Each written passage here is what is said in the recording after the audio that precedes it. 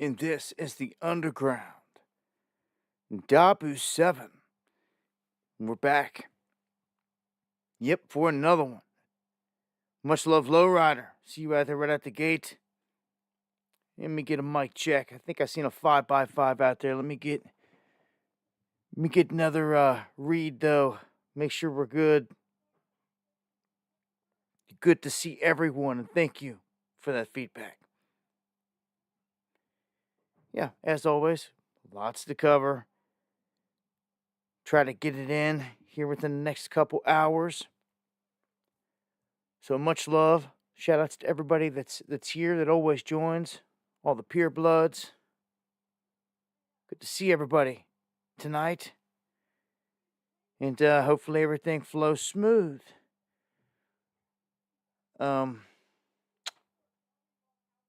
Shift over here and get a quick update in space real quick. And I've got, pertaining to space, as you can see in the title, it says the coming disclosure event. I've got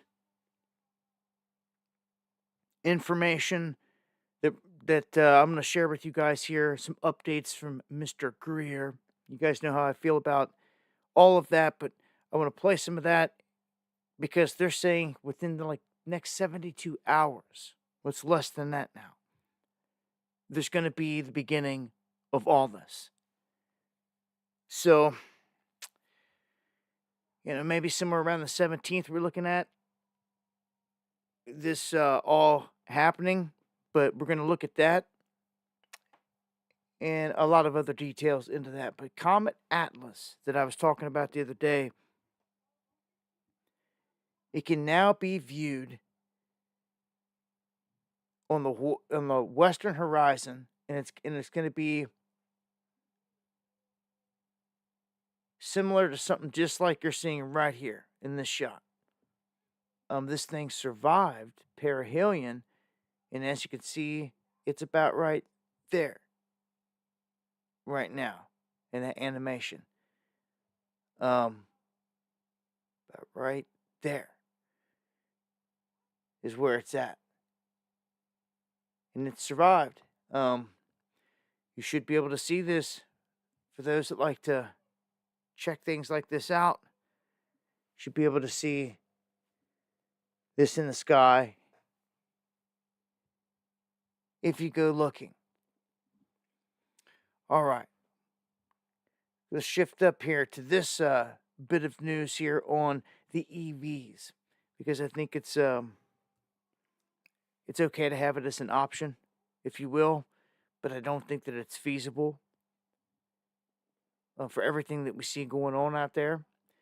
I also believe that there's a huge technological shift that's going to happen. I've been saying this for some time. I believe they're going to dangle it like a carrot on a stick in front of everyone. And basically, to get into that realm, you're going to have to go into the beast system. Much love, G. Thank you for that super chat. We're there. First off, though, this is kind of comical. You've got Amazon having to pull out diesel generators to charge up all of the EVs. And everyone is like, man, what's the point? Why did we go through all this? And it wastes time and everything else. It's inconvenient as it gets. It's the truth, though. So they had to roll in huge diesel generator to charge up all these vehicles before they could even go anywhere. It's like if they just would have even been diesel, they could have just stopped at the gas station and been on their way and probably already had everything dropped off and delivered. I really don't see how anyone can plan a valid trip or to do anything. You got to go somewhere for work or anything in one of these vehicles. You got to track down one of these places and then hope and pray that one of the charging stations works and somebody hasn't cut the cable off or the copper in it. Because if you're planning through your phone to go across country and you're circling all these exits that got charging stations, and you're going to stop there and you're going to stop there and you're going to stop there and make your way across the country that way, the moment you pull into one and it's hit like that, you're done. You're done. When you have not got another, it's not like a gas station, you know, where there's one across the street or down the block. These things are hard to find, and again, the thieves have been hitting them hard, real hard, all over the place. Every major city you could think of. It's a disaster. They really have to have these in a secure area with like armed security, with cameras and everything else, because they will get hit. But again, the EV thing is just kind of a laughing stock, man. It's like trying to take a golf cart across country or something. Is what I was compared to. Gotta have that gas power. I mean, I'm okay with new technology, but let's get it right. We're talking about all this propulsion being talked about and the mastering of gravity and all these things. It's about to be rolled out here at some point. That would change everything. That would change the structure of everything. You would no longer need roads. It would go to the Jetsons type of thing real quick, because you would have vehicles finally that are using anti-gravitics in the propulsion. Everything that we've been talking about now for a decade is actually about to probably be rolled out. I think it's being put on display right now with the drones. It's what they're saying. Even the dude that blew the Tesla up in front of Trump Tower, he said that in his manifesto. So it's like something huge is about to happen. I keep alluding to it. I'll get to it here in just a second, but man, it seems a massive event is about to happen. You can't deny it. You can almost feel it in the air. Thank you for the coffee's Arma. It is endgame. Much love. Thank you for the comment and the support. It is endgame. We're there. This is that time. All you can do is plan to get through like the crazy events and pray for the best at this point. Pray for the best, but you can't just sit there and do nothing. You have to actually be proactive in this, not just doing nothing. And just praying on it and doing nothing, in my opinion, is ignorant. You have to be proactive. You got to do something. It's like knowing a tank is coming at you, you need to step out of the way, be proactive, not just sit there doing nothing. So, these days, most people get it. They see that we're in a trap. The whole economy's been wrecked by the Biden regime. Jobs been wiped out. I don't know the last time you've been to the hospital, but just imagine a crisis hits. A crisis. I'm talking like a big time event. How long do you think you're going to be at a hospital for? For just the minor stuff? 10, 12 hours? Maybe days? I don't know. The average time across the country is a couple hours. A couple of these places, California, New York's like 3 hours, 3.5 hours. Washington, D.C. is 5 hours to get into the ER. So, you better hope if you're ever up there, you don't slip on a patch of ice or anything crazy. Because if you have to go to the ER, you're talking 5 hours. I mean, dude, you done been bled out and dead if you needed patched up. I don't... Some of these places prioritize things like that. People coming in on a stretcher, bleeding out. They get them straight in. But, I don't know. You're in somewhere like New York or Cali, and you come getting wheeled into the ER, and you got a Trump shirt on. They're just going to leave you sitting there? I don't know. politics and all this. But look, I mean, D.C. beats Puerto Rico. Puerto Rico's up there too. Maryland, Rhode Island. Man, I feel for you guys. You got to go to the ER. Chew up most of your day right there.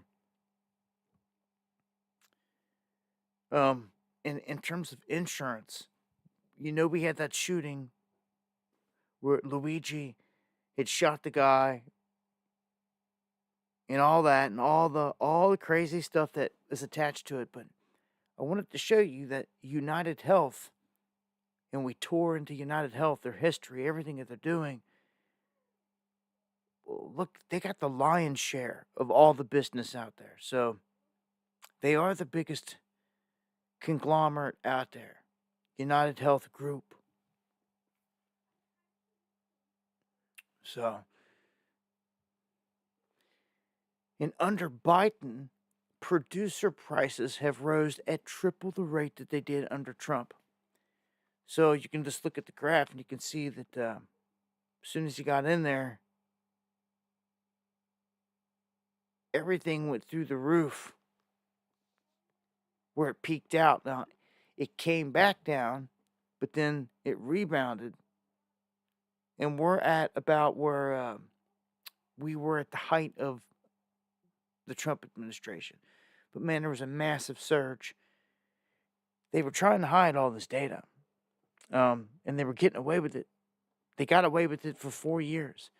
But here recently, like as soon as they announced Trump won the election flat out and all this and everything was starting to shift and transition, like, okay, get ready, like Biden's out, Trump and them are coming in or whatever. All these different numbers started to be released. And when they were going through looking, they were like, hold on, these revisions don't match the original data like whatsoever. They were lying about jobs data. They were lying about economic data. They were lying about all types of stuff. And there's so much happening all the time, every day. All it takes is one or two main events during the day to take over the headlines. And everything else gets swept under the rug. And people's attention span on stuff is very, very short. But they've got to realize that when they're looking at their pocketbooks and they're in line trying to check out somewhere, that everything is through the roof. It's crazy. So, yeah, I don't expect things to immediately get better, obviously. With Trump, it's gonna take some time, but he is inheriting a monster that's way worse than it was last time. This economy is it's wrecked, and he plans to throw tariffs on everything. And I'm gonna share with you a couple stories tonight that tie into that. But he plans to tariff everything. That may not work. It may not work like it would have last time. It may work at first, but then backfire. It may not work at all. It all depends on how people react globally. Will they take it? Will they take Trump stepping up and like bullying them, strong arming them, so to speak? You ever seen him shake somebody's hand, yanks them back and forth? Yeah. He's going to try that with everybody. He's already announced it, and he's already doing it. And some people just are not going to take that.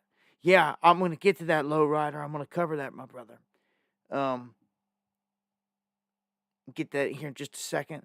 We got Warren Buffett, though, in his camp, revealing a little bit about why he has sold so much and why they're sitting in like $350 billion in cash. Like something crazy. He's sitting in like, there it is, $325 billion in cash. Could you imagine that? Like, it's not million, that's billion in cash, man. So why did he step into this? Well, all of a sudden talk of valuations are coming into play. And that may not mean nothing to the average Joe out there, but what this means is that it's a day of reckoning about to come for the markets. And the last times that they saw these signs were, well, they were freaked out in 1999 because the whole 1999 thing at the time. But before that, outside of that, the last time that this indicator basically arose is 1929, beginning of the Great Depression. And most people were living good lives, thinking everything was going to go good up until it hit. And it was a plan that was hatched, if you guys don't know, by J.P. Morgan Chase and Company on Jekyll Island. There's books written on it, and it's common knowledge at this point. But the Great Depression was a plan. It was a plot. And it was put into motion by rich and powerful men to control the people. So, what is this whole valuation thing about? Well, what's happened is when it comes to the markets, the problem is that the market itself is almost entirely being driven by the 50 largest stocks on the market. Out of the thousands, the 50 largest. So when this consolidates more and more, this creates pretty much an issue to where, if those were to collapse, if something was to collapse them down at the same time, or majority of them, it would bring everything down. It would bring the entire stock market down.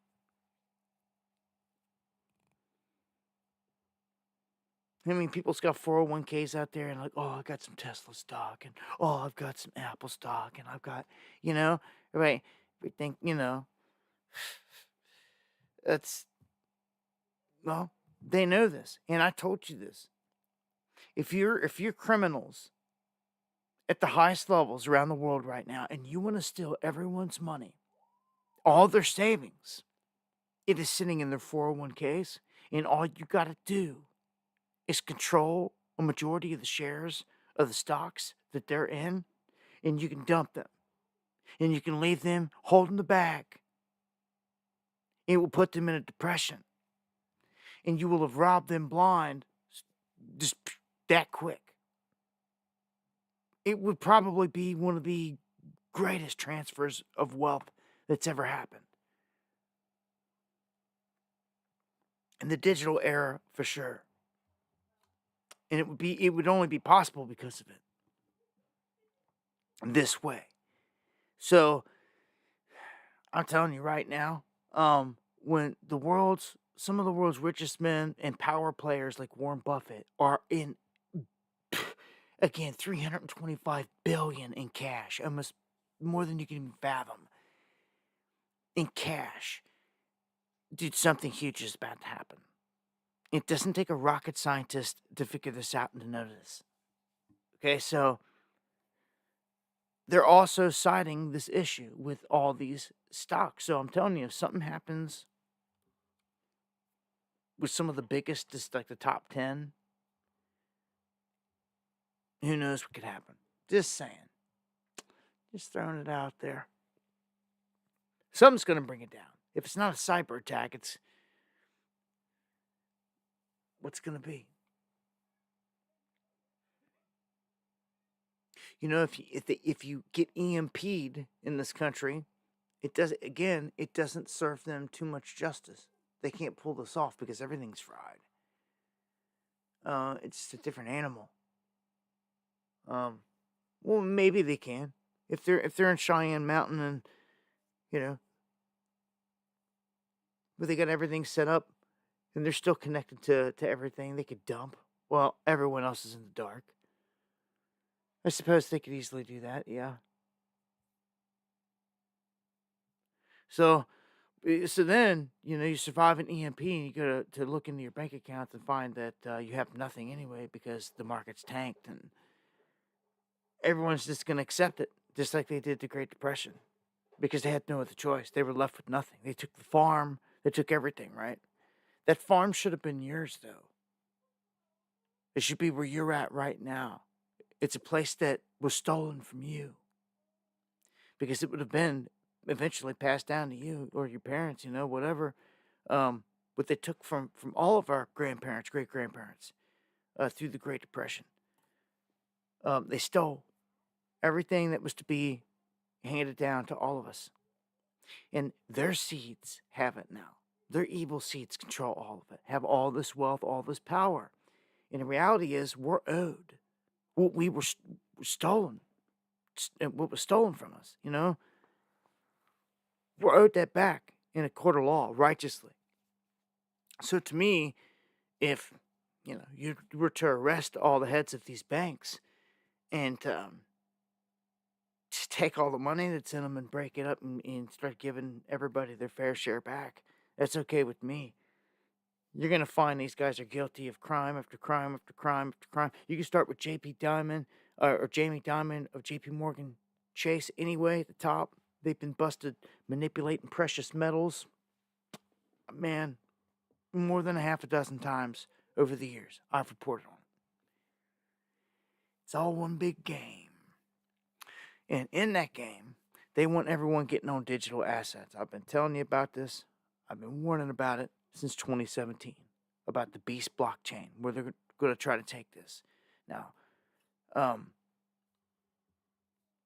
whole thing with Trump is he's taken a stance against the CBDC, but that's really just a front, because he's all about the digital currency and everything else, because his whole family's backing WorldCoin. And outside of just Trump himself, they've already established that every bank account that's out there, the FDIC has made it this way. Every single bank account, all the smallest banks, they have a digital wallet in there for an emergency purpose that's sitting there waiting. So it's there. It's just waiting to be used. And I'm telling you, the day that no one can get their money out of the bank, the government's going to come along and be like, guess what? We got you.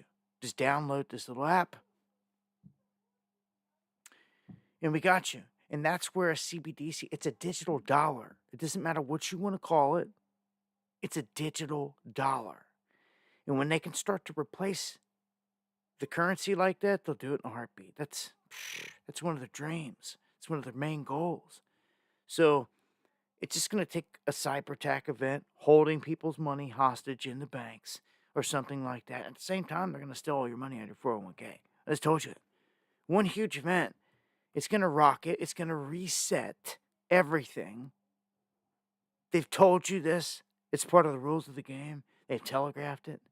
It hasn't even happened yet. You've known about it for years. Their whole goal is to have this done by 2030. You do have power to stop them. When people do get angry and buck back and voice their concern, they do change things. They do have a power to do that. You sure do. You can speak things into existence. They want people docile, doing nothing, which is largely what you've got. Most of the populace doing nothing. They don't do nothing. Nothing. You could do this or that, equal to smacking them in the face and spitting in their face and everything else. And it's like this, they sit there and they do nothing. You don't even protest any of these events or any of this stuff going on. You do nothing. Large scale compared to what it used to be. Like, we have no militia. We have no standing active militia in this country making moves, flexing. It's nothing. So instead, we've been invaded by the enemy for 4 years straight. Heavy. I'm talking like everybody and their mama just walking right on in. Where you going? I'm going to Vegas. Oh, where you going? I'm going to New York. Where you going? I'm going to L.A. Oh, really? Psh, we're just sliding right on in. Catching a bus from the Biden regime, whatever town they want to go to. It's pathetic. Chinese getting escorted to private land and property right next to our military bases. What you think about that? Huh? All these items and things we could discuss and bring up, man. Nobody cares. In one ear, out the other. There's so much going on. It leaves one's head spinning. For real. That's the truth of it too.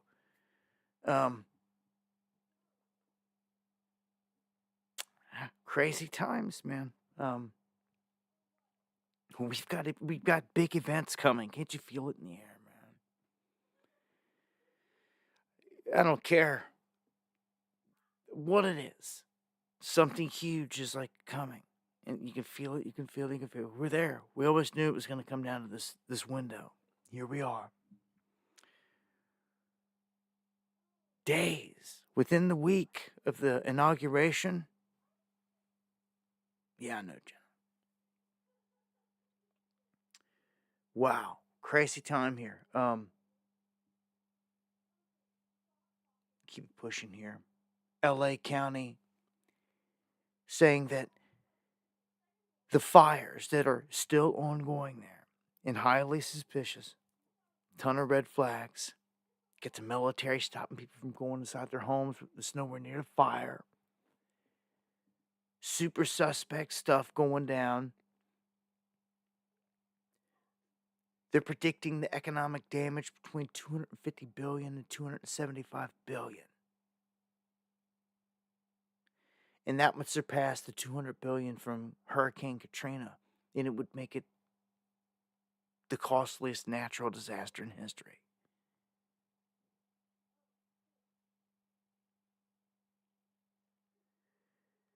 So, Huey Dewey strikes again, and here we are. Looking at the biggest ticket. Out of nowhere, we were just saying this here, like this past month, what happens if a bunch of natural disasters, I'm thinking hurricanes, because that's what we just seen, but we just had a huge hurricane. Hurricane rocked Asheville and all those regions around it. It was a huge event. People still sitting there right now as I speak at 17 degrees here where I'm at. They're in the same Appalachian Mountains, and I'm telling you, they're freezing. Again, nobody cares. I know y'all care. That's it. But everybody else out there in the world running around, again, in one ear and out the other, their attention spans so short. And it's name of the game. But now all these people burnt out of their homes. Some people are looking at it and saying, "Oh, screw them, they're rich." And they say, "Well, it's not. That's not always the case here." We've seen just everyday neighborhoods, Altadena, just get wiped out, leveled.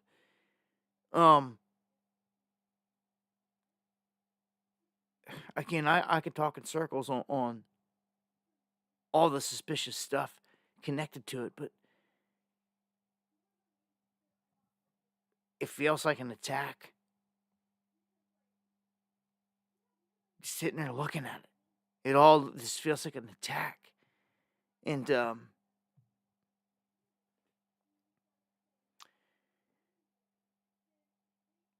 they've come out and filmed tonight, and they've stated that they plan to rebuild all the area, all the homes that were wiped out, people's houses. And I've showed the clips, man. You guys have seen them, man. All the houses just wiped out, burnt to a crisp, melted metal, tree still standing.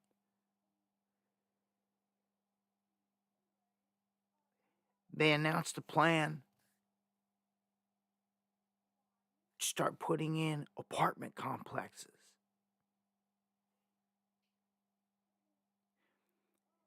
In places that people can rent housing, and they try to present it like it's a good thing. It's like, hold on. People just lost their homes they owned. And your answer for all this now is to putting them in somewhere where they're paying you or somebody else rent, and now own nothing. And these plans are like so crisp, like you haven't even had time. You got to have meetings, you got to have nights where you can think about this stuff, write it up. It has to get approved. All of us, they got all this ready to go. And you know what that means? It means it was pre-planned. Like somebody knew. You don't have this stuff just sitting there that quick, all ready to go. All these plans drawn up. As Gavin Newsom says, they have a Marshall Plan, and that Marshall Plan goes right along with what some of the news wanted to call conspiracy theory. It's not conspiracy theory, it's a fact. LA 2028 and all that is a fact. It's a fact. And when Gavin Newsom started speaking on it openly, they had to sit there and like put the foot in their mouth. Because, yeah, it's not a conspiracy, is it? No. Your boy just sat there and said it.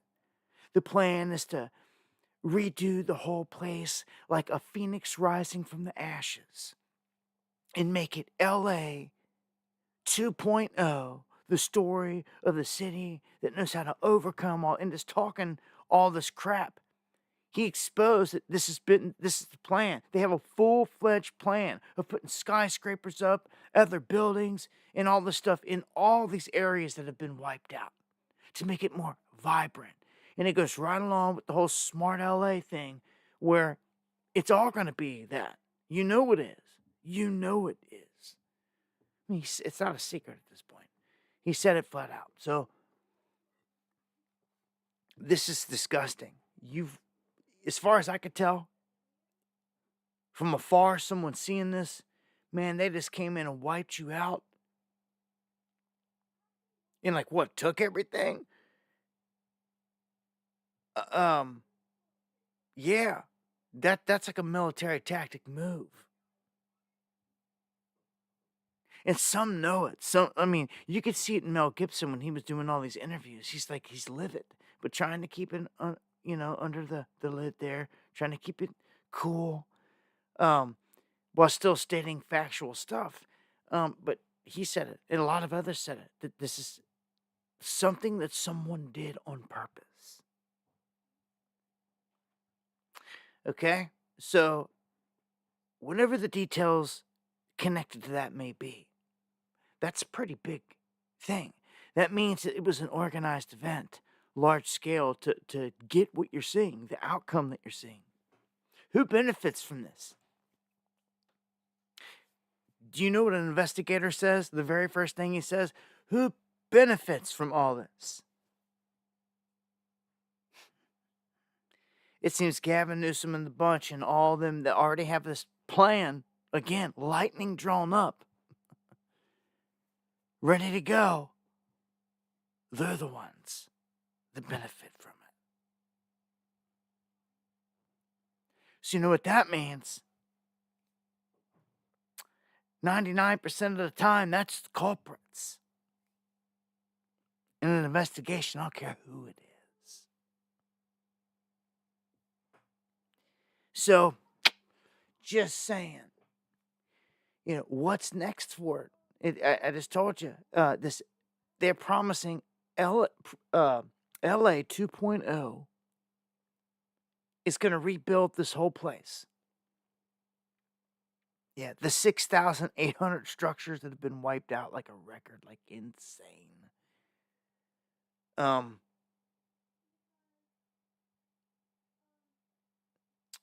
I don't know, man.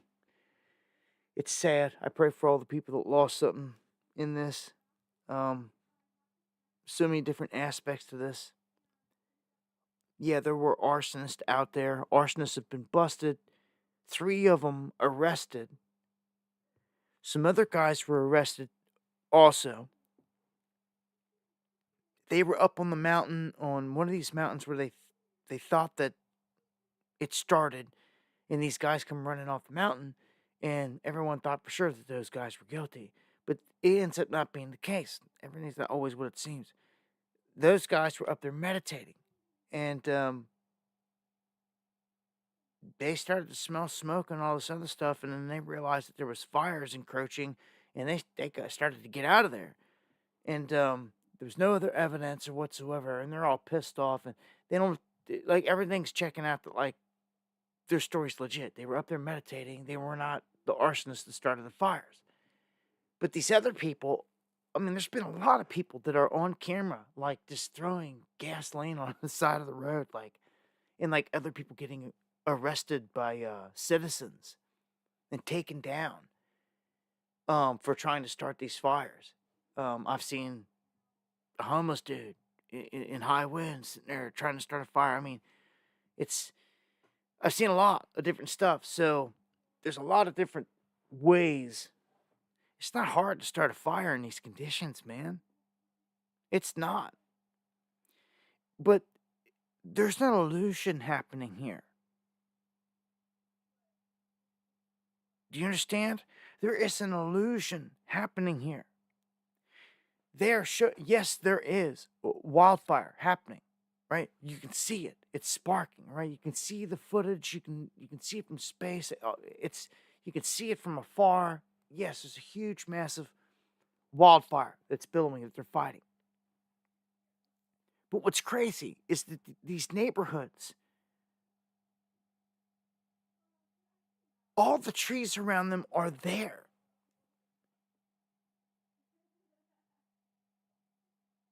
And that's something I can't get over, and I never will, because it's like it's a red flag. It's like hey guys, look at me. Like, this is one of them things that shouldn't be like right in plain sight. People are just automatically thinking these fires are spreading and consuming these homes. But when you look at the imagery, you look at the video, the aerial shots in the video, all the trees are still there around a massive amount of these neighborhoods. Homes just burn out left and right, whole entire blocks, everything. Trees still standing, right? Trees still standing in the middle, rows through all the streets, and then all of the forest around it is there. It's not touched, not even partially. I got a huge problem with all that. And, that's a 1 + 1 = 3 is what they're trying to tell us. They're gaslighting us here on this. This ain't what it seems. I'm telling you.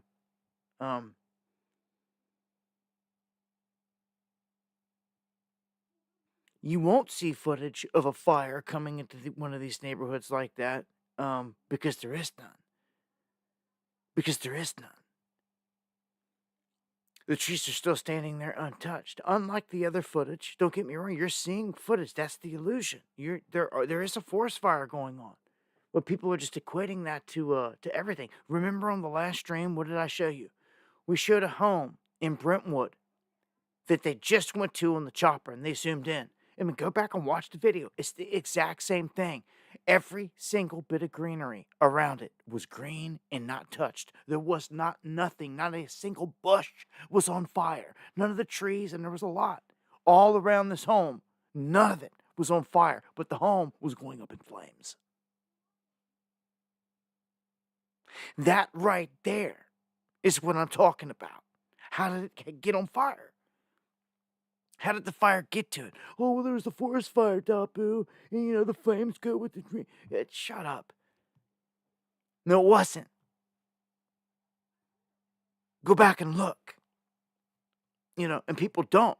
They're just assuming these things. When you stop and you look at some of these obvious things, man, it's screaming at you. The same way it was in Paradise, same way it was in Maui. It's that same thing.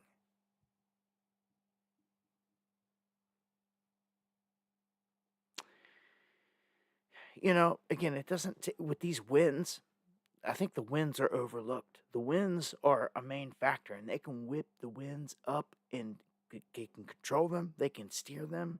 They can do all types of crazy stuff out there. So all you need is some spark, somehow, some way. Have some foot soldiers on the ground lighting fires, maybe. Hit it with dews, this and that, whatever. But to start the fires, you don't need a whole lot. I mean, you have a whole bunch of different methods to spark them. It's driving it in the direction that you're driving. It's control of that wind, man. It's all control of that wind. Crank it up, run it in a certain direction. Right? I mean, that's what it's about right there. And all this was masterfully controlled to hit these places the way that it was and the way that it did.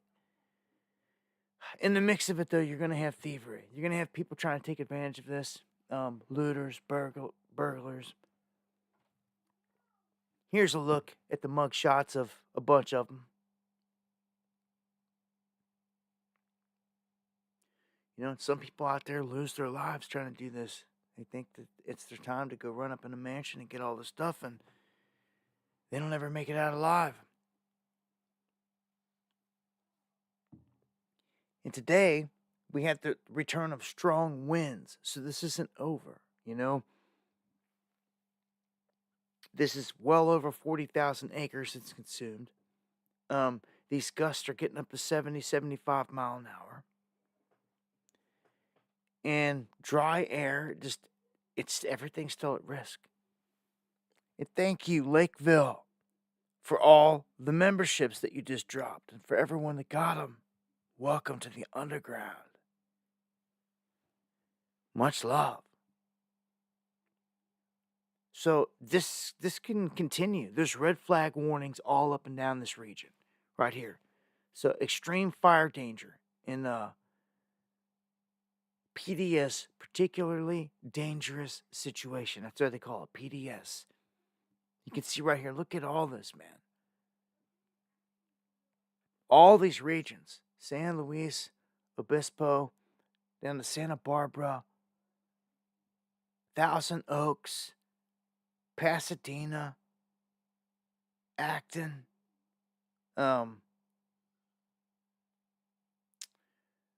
You can see down here the Palisades fires. This is this bit here.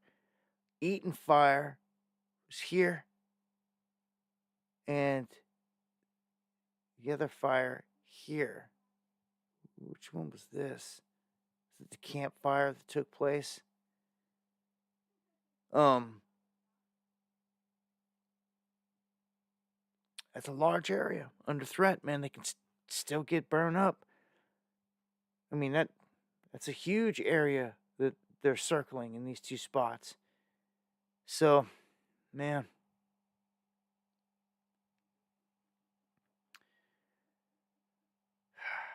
I don't even. How do you combat that? It's almost like you can't be there. You can't live there.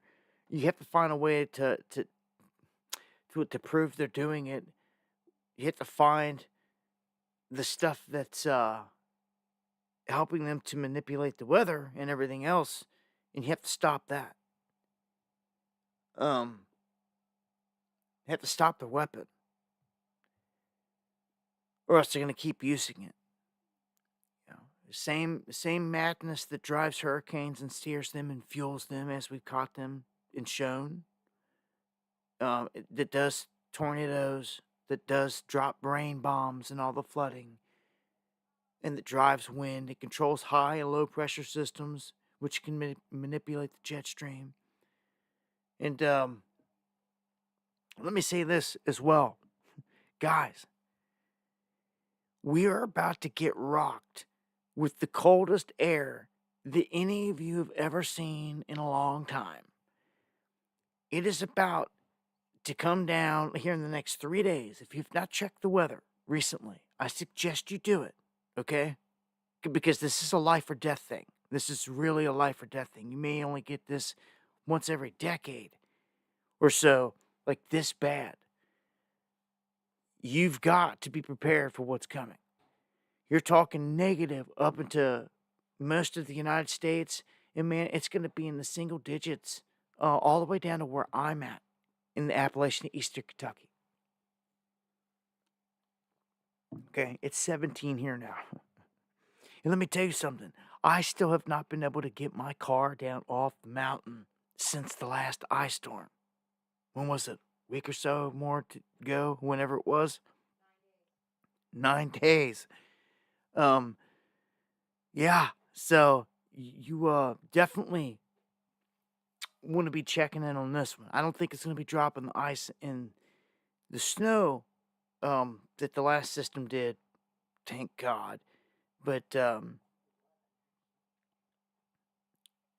single digits is a killer. Killing pets, animals, all that's out there. So, I mean, it's different animal when you get down there around zero, and you're getting the negative temperatures across most of the United States, the middle of the United States. It's going to be bad. Monica, thank you. Thank you for that super chat. Monica C. To the fullest. And again, much love to everybody out there that got that gift there into the underground. This is a plus that you can see they did bring in extra tankers and firefighters to fight these fires, but it's like a little too late at this point. I mean, I guess any help is good, but we all know this was set up with the reservoirs empty, all the water empty, cutting all the money, all this other stuff, just all these fraudulent things.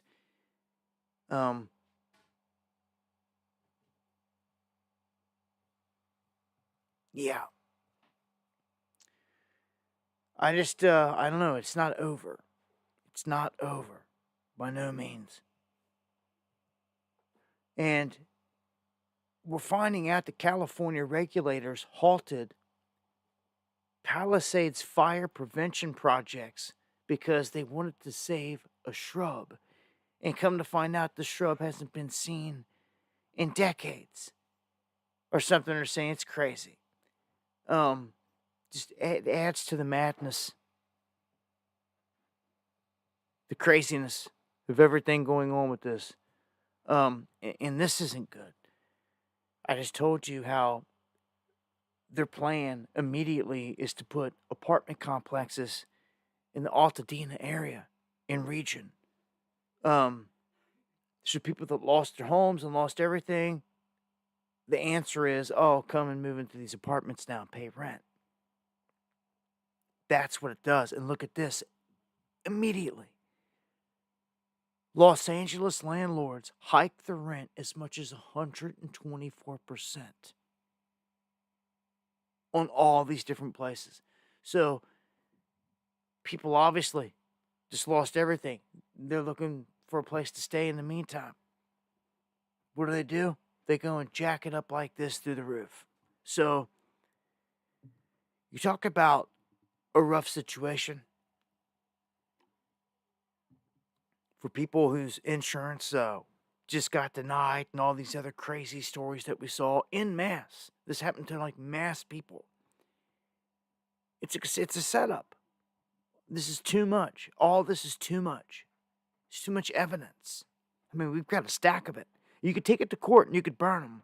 If there was righteous judges and righteous lawyers, and we just had one out here on the truther side helping or anything else, like to really push it, like get them in court. You got all the evidence. I mean, we always have a ton of evidence and all kinds of stuff. Because it's about getting them into the jail cell, the courtroom, huh?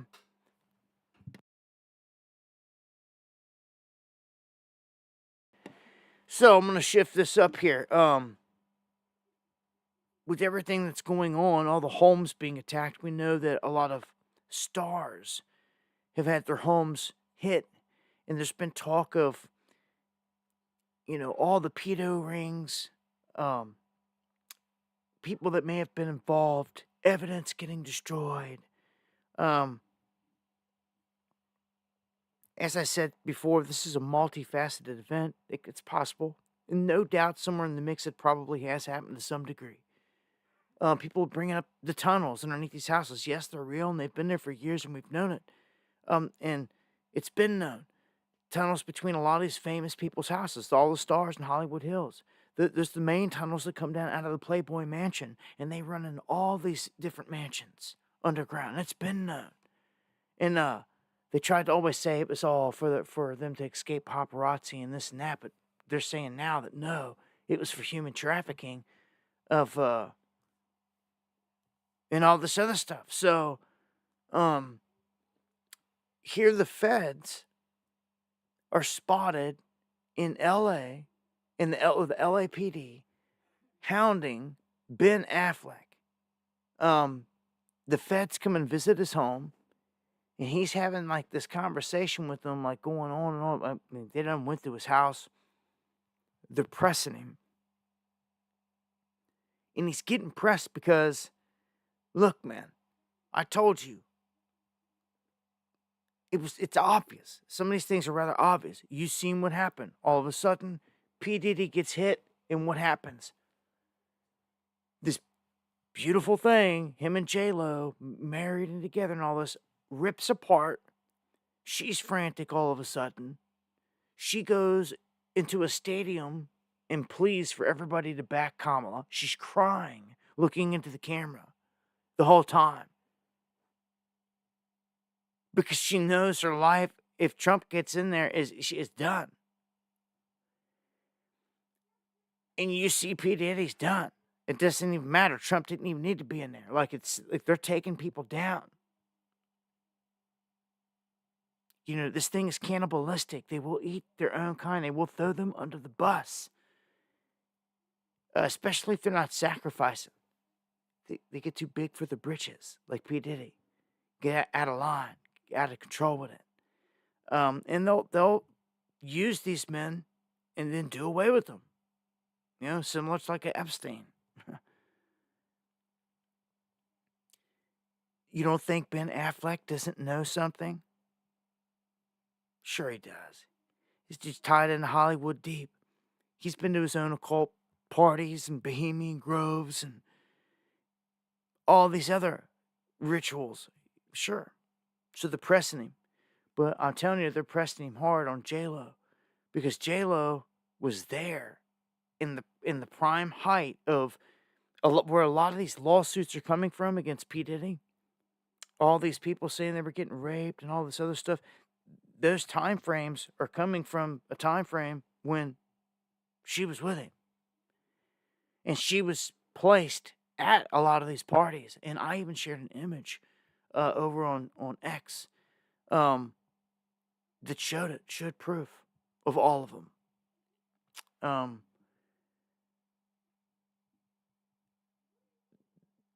More people are about to go down. You watch. Look at this. They were trying to take down Trump for sure. Different factions of the government, this left-right paradigm. But there's players in it that definitely believe wholeheartedly in their position. Now here's a guy, the special agent, that has been busted and confirms that, you know, they were going to try to take down Trump, everything that they could, try to take him out. Top consulting firm, and my client is the Pentagon. So I'm embedded in the Pentagon. I work in the Joint Staff, which is the top military command. Once you lost, I went into the intelligence community and I became an FBI special agent. So I became a spy hunter. So I was a counterintelligence agent, special agent at the FBI. What's your overall assessment of Trump? He's a sociopathic narcissist who is only interested in advancing his name, his wealth, and his fame. Is there anything you can do to protect American people from stuff that he might try to do? I'm in conversation with a couple of retired generals to try to explore what we can do. Who were the retired generals that you were going to talk He gets to? busted. He actually came storming out of a residence on them when he figured out that this whole thing went down. He'd been had. He's been fired, actually, from his position where he's at now. But this goes on and on. He just keeps dogging Trump and just explaining that a lot of these agents are in position to do all these dark things, man. He got busted. O'Keefe and them, they do a good job at catching these guys slipping sometimes and keeping them honest. All right, here's a big one, an interesting one. We've kind of seen it coming, but they're saying that it's on now. It's going to be official. Um, in they're saying as like this: the Biden administration stole some of the spotlight from Robert F. Kennedy Jr., which is 5 days remaining on the term.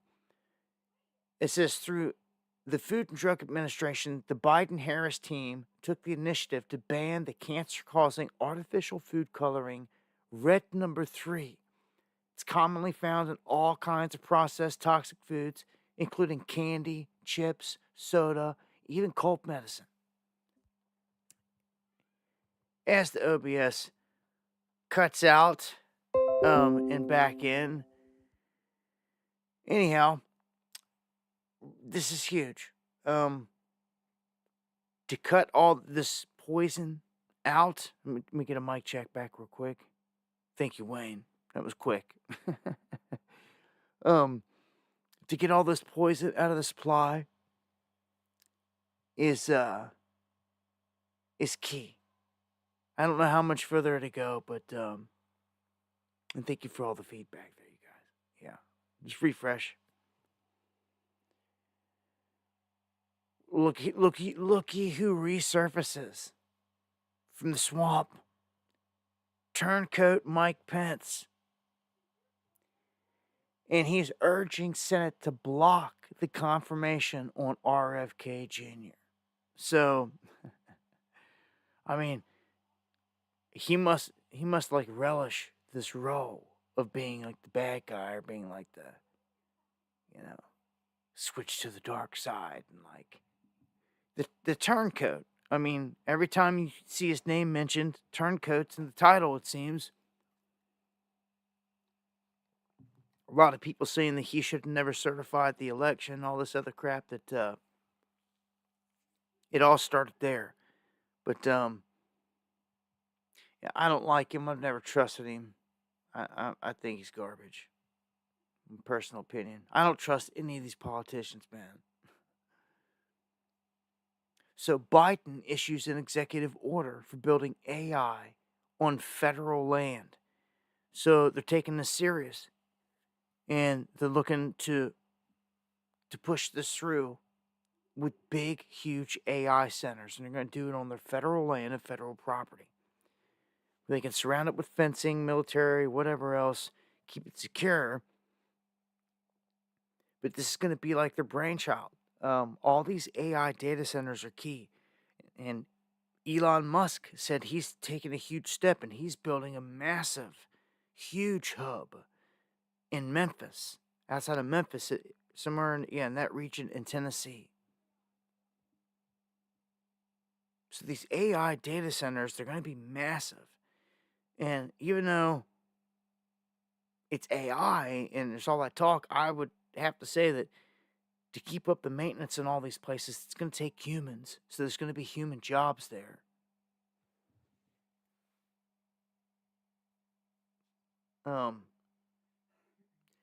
So the Biden administration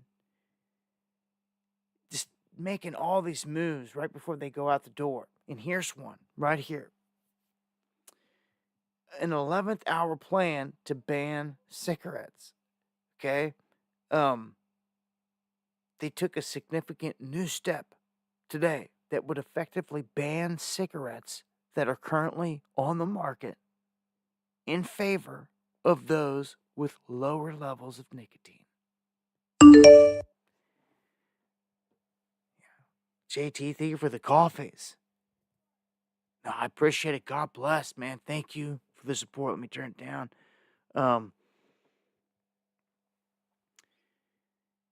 Look, I said this before. Like, I used to smoke. I gave it up. But I think that you should have a choice. I mean, all the other toxic crap. I was just talking about the dye. I mean, the fluorides, all the other crap that's out there. Like, if you want to smoke, it should be your choice.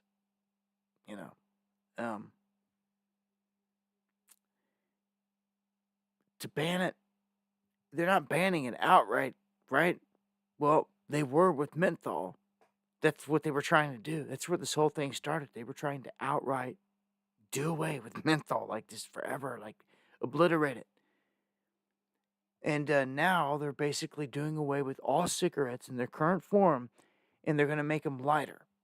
So if you're a red smoker out there, imagine that like they're about to replace all cigarettes with like ultralights. Some ultralight Virginia Slims. Like smoking air. People be trying to smoke 4 or 5 of them at a time. Like, what are you gonna do? All these people that are nicking, and you can't get it because this Biden regime is just doing this. Like saying, screw your. They're just doing whatever they want here. It's a double-edged sword. I think smoking is bad ultimately, but again, I think you should have a choice in what you want to do. You're, big boys and girls. Newport 100s for you, huh? You'd really be hating it if they would have shut down the menthols, huh? I'm just saying. There's like a line in the sand here. Also, Biden on his way out the door, he removes Cuba's designation as a state sponsor of terror. The Jesuit Pope Francis and the Catholic Church helped to set this up. And, just like that, they've dropped the designation off of Cuba. And Trump steps up and makes a huge deal today. He announces a deal to free hostages, to get hostages in the Middle East. They're going to be released shortly, they're saying. He largely did this deal. Everybody knows it. It's on camera and all this other stuff, and they were putting out the details. But then the Biden regime, they tried to claim it. Like, haha, it happened. They're like, what happened on our watch? So it's like it's ours. And somebody asked him at the end of the press conference, and he got kind of smart ass with them and was like, is that a joke? And turned around and walked off. But their own mouthpiece came right behind Biden and clarified that Trump was a huge part in getting this done. Here, I'll show you how it all went down right here.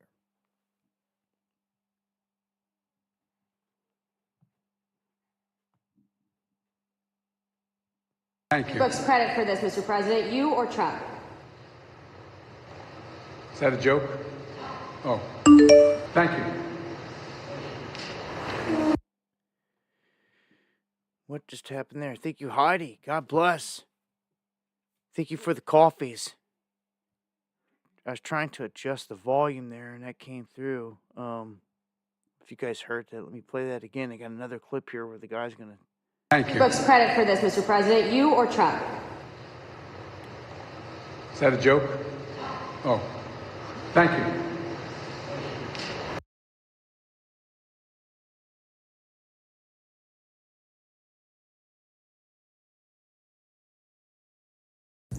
When it comes to the involvement of President-elect Trump's team, it has been absolutely critical in getting this deal over the line. And it's been critical because, obviously, as I stand here today, this administration's term in office will expire in 5 days. And one of the things that we have always said about this deal is that when you get from stage 1 to stage 2, that the United States, Egypt, and Qatar are the guarantors of this deal. And Egypt and Qatar will push Hamas to stay at the bargaining table and to get from stage 1 to stage 2, and the United States will push Israel to stay at the bargaining table to get from phase 1 and phase. I'm not going to play the whole thing there, but I just want you to see that he gave Trump his props and dues there. And again, thank you, JT and Heidi, for those coffees. So I just wanted to point it out. And this is pretty curious right here. Hunter Biden, his name is missing from the DOJ pardon database, and people are scratching their head like, what's going on here? President Biden, he kept saying he was not going to pardon any family members. And then he turned around and he did this. He made it a blanket pardon, covering him across the board, anything and everything. But you can access it and see that it's there through the FOIA library. it's kind of a weird situation. Everyone's like, what the heck's going on? So, yeah. I mean, they're doing a lot here last minute, right before Trump gets in. We've got the House also here stepping up, and they're passing the bill to ban men from women's sports, which you could see it going in this direction under the Trump administration. But this is just the House. We'll have to wait and see what happens in the Senate. With all the control the GOP has, the Republicans have right now, this time around, I mean, full control of everything. It's something different. I want to play for you a clip here of Pam Bondi. Okay, she's the one that's going to step up and into this new position. She's the former Florida Attorney General. She's at this Senate hearing confirmation for the U.S. Attorney General. And Adam Schiff, which he's then committed and been involved in crimes of his own here. He's trying to play like wise guy and just get shredded by her, really. And all of them did. I think most of these Democrats, not just to knock them for being Democrats, but it's the truth, they just want to hear themselves talk up there. And they think they can get away with popping off some of these comments, and some of these people just ain't having it, like right here. But you're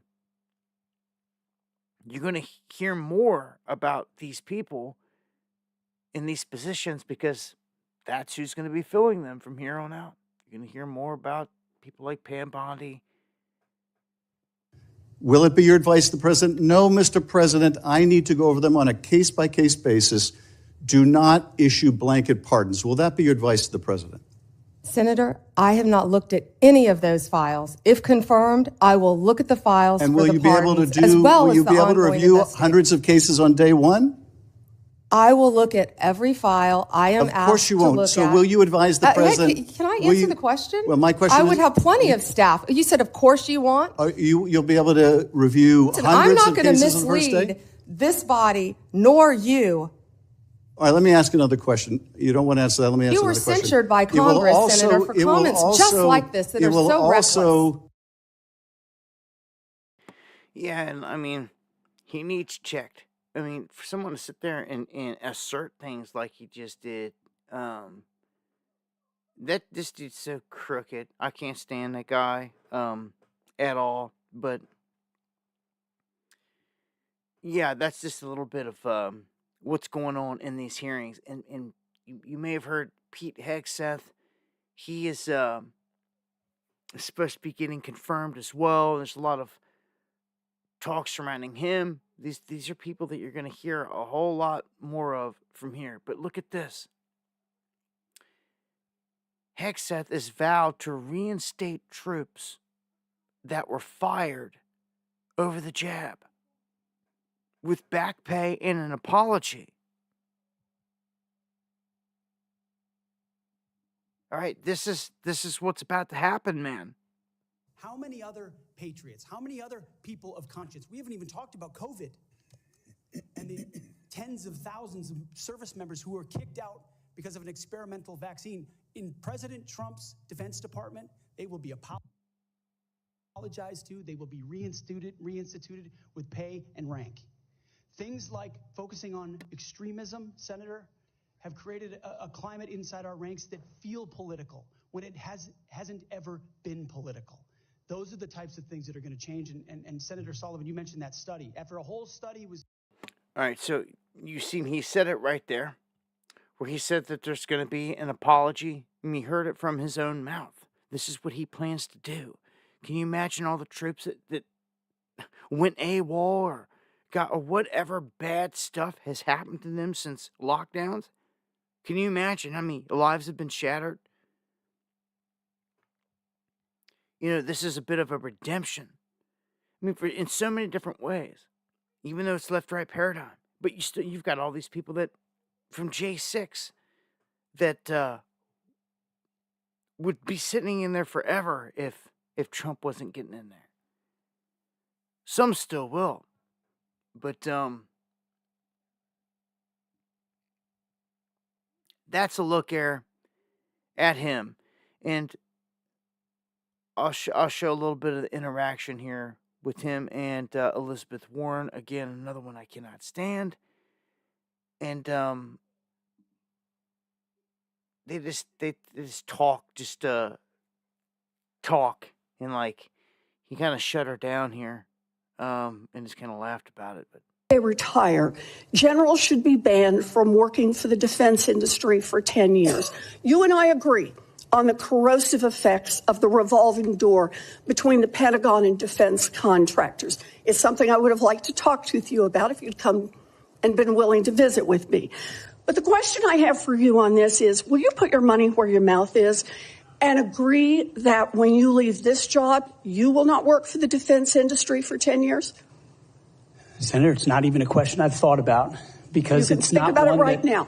It's not one. My motivation for this job I understand has never that. I been just about need what a could yes or no conceivably here. come next. Time is short. I just need a yes or no. I would consult with the president about what the policy should be In at the Defense other Department. words, you're quite sure that every general who serves should not go directly into the defense industry for 10 years. You're not willing to make that same pledge? I'm not a general, Senator. You'll be the one. Let us. It's pretty bad when you get burned like that. You get everybody in there laughing.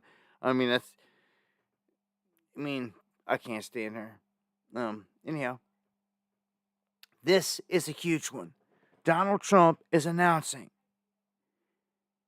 the External Revenue Service. Now, some people jumped the gun and were saying that they're doing away with the IRS. He never said that. He didn't say that, but it's a possibility here. That's not what his exact words were. He did speak on the IRS and them being not good, basically, right out the gate, but he didn't say they were replacing him. That was not his words. He said he was introducing the External Revenue Service, and this was to go and get money and basically the revenue through tariffs and all this other stuff. So we'll see. A lot of people that are like following us closely are saying, well, no, this is the beginning of them just outright doing away with the whole process of IRS and the tax system. And Trump said this himself openly. Well, we're going to have to wait and see what happens there. I'm sure if everyone hears that they don't have to pay taxes no more, yeah, it is all a stage, but there's always something, attached, it seems. Like, what's the fine print? Thank you, John, for the coffees. Southern Cali.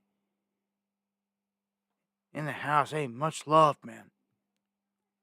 Thank you for the support. Turn it down again. All right, so I want you to just be aware of these things going in motion. And when it comes to this inauguration, 5 days out now from this big Trump inauguration. Troops on the scene. There's going to be like what they say, 40,000 police and National Guard all together. Like, that is like insane. It's going to be so militarized and police state lockdown. Like, it's rough to get in there as it is. Like, I got up at like 3 a.m. to leave the hotel and to get up here and walk on foot my way in to one of the main gates. And there's only like 2 or 3. And you have to like wait in line forever. You have to get checked and all this other stuff just to get inside. Thank you, Jeff. And it was intense then. Last inauguration for Trump. A lot of people, a lot of waiting in line, a lot of congestions, a lot of people, man. In tight quarters and spaces. I didn't like it. I didn't like it. My thought the whole time was out in line, like all the guards, everyone's over there, but everybody's standing out here in line is like a sitting duck for something. I just kept feeling.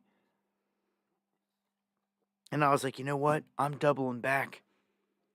And I need to find me a perch to film down on all this. So I did a lot of looking and I found that. And I found this perch that overlooked one of the entrances. And I sat up there on this big concrete wall overlooking one of these entrances. And I filmed the bikers that came in, BLM, the clashes, all that stuff. And there was plenty of action out in the streets. Between police, protesters, Antifa, all types of madness, stuff getting lit on fire, busted up. There's plenty of madness. I'm sure that's going to happen this time around. But it's for something to happen inside the mall, inside these gates. Man, how is it even possible? I mean, with this much military, police, and everything else, it's like, man, to me, the odds are high that it's the people in the streets outside of the mall that have the highest probability of getting attacked. Hit with cars. Whatever at this point. They could blow cars up, another Tesla vehicle up there. Anything like it. A series of events. I don't know, I just got this, I remember in my mind, man, we were walking everywhere on foot and we were outside of the mall. We were just walking around DC from all these main points and, there's cars and traffic and you've got to cross at crosswalks and all this other stuff, but there's all these main key spots right around here. It's so packed full of all these key places that, I don't know, there's a lot of opportunity for things to go wrong. It just seemed to me then all the security was at the gates and inside the mall, and there wasn't much of anything on the outside, except for lone little old police officers that were just getting their asses handed to them by everyone. And then the feds come out the shadows and start throwing chemicals on us. And I got that on camera.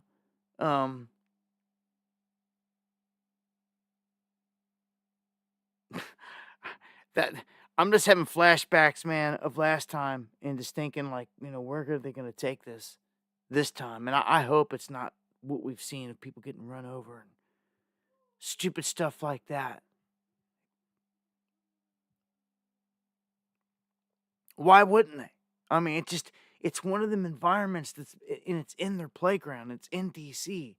It's the easiest place for them to set up events like this. I don't see how this goes down without something happening. Look, the FBI is saying there's no credible threats. I mean, that's just foolish. I mean, yeah, I can't make it this time of Foothills. I'm not in a position to make it. I can't make it.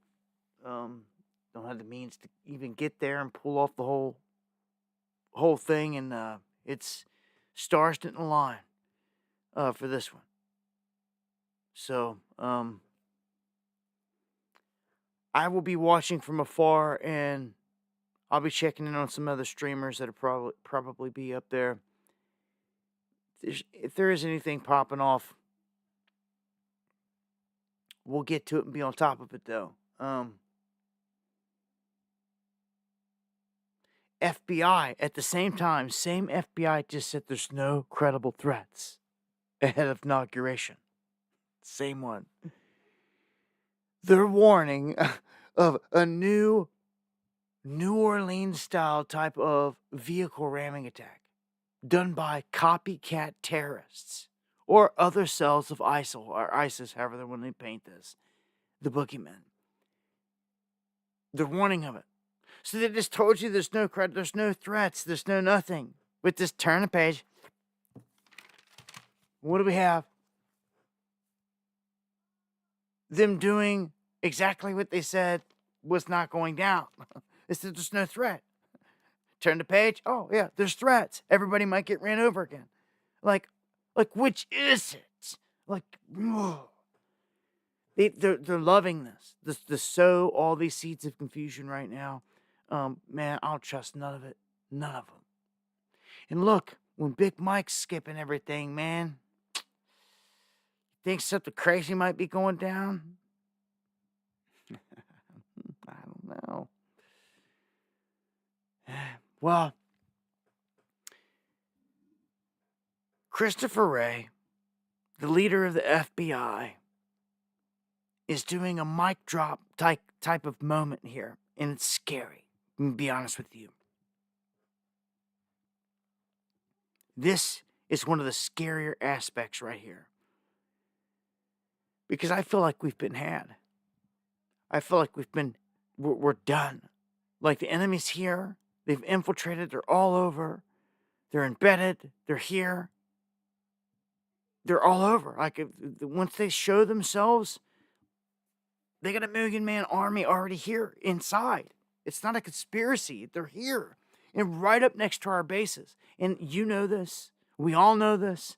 Our military knows this. But yet they've done nothing. Our FBI knows this. Our FBI knows that they're embedded in everything. Christopher Wray just said this. He said as much. He said that they are in absolutely everything. They have malware in the water sector, the energy sector, the telecom sector, the transportation sector. So, okay, hold on. A stop right there. You know they're in there, right? That's what you just told us. You know they're in all these places. That means you had to have seen them, right? Right? You had to detect them somehow, right? To know that they're in there to begin with, right? Since you've seen where they were at, why did you not try to stop them? You're telling me they're just magically embedded in all these places and you get the eyes to see that they're all in there, but you can't do nothing about it? Garbage. This is the setup of setups. I'm telling you, dude. Look, man. They telegraphed all this Red Dawn crap and all this stuff in the movies.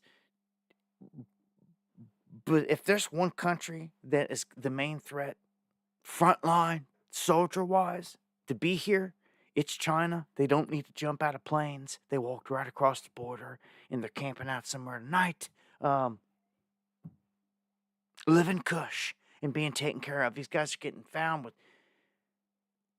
gold on them and anything else you can think of to get by out here. And they're staying in discreet places. They're not staying. You're not hearing the stories of the Chinese guys all packed into these apartment complexes in downtown Dallas or whatever, like Trinidad or Aragua or any of these other places. You're not hearing nothing about the Chinese. They're coming in, they're disappearing. It's because, as we've exposed before, they're being brought in via different routes. They're being brought in a boat up the rivers and onto other properties. This has been exposed and shown that they've been separated from the pack. Yeah, even as Michael Yon was showing and exposing. It's as if the main migrants, normal migrants, women and children and normal migrants, those main groups coming across are front. They're a front. All eyes are on them. No one's paying attention to all the Chinese that have slipped through the Darien Gap and right on up through and into these certain corridors where they're not even seen or noticed, not even talked about. But it's happening.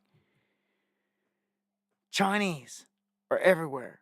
And Christopher Wray just said they are in everything. So again, why have you not stopped them? He hasn't even said they attempted to. He's like arrogantly telling you all these things like, ha, ha, ha, ha. They're in everything. See ya. I'm retiring. I'm out of here. But oh yeah, the Chinese, they're everywhere. Oh yeah, are they really? Or is he really planting the seeds all over the place to blame China for a massive event that's about to happen? There's one thing that's clear: a huge event is about to happen. China's cyber program is by far and away the world's largest, bigger than that of every major nation combined, and has stolen more of Americans' personal and corporate data than that of every nation, big or small, combined.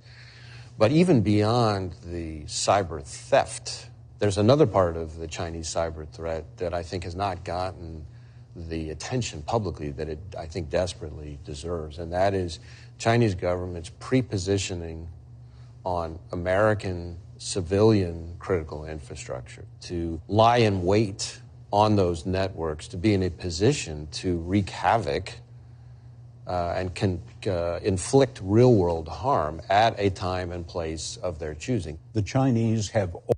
Did you just hear what he said? They are embedded on our civilian infrastructure. Do you know what he just said? He didn't say the government or anything. They strategically, the civilian. This is a setup. And thank you, Uncommon, for that comment and that information, bro. Dude, this is a setup. This is a setup. This is a setup. This is a setup. He just said they're embedded in all of our civilian infrastructure, not our government infrastructure, military infrastructure, civilian. And that they can, they're going to wreak havoc, he said. You hear what he just said? They're going to wreak havoc at a time of their choosing.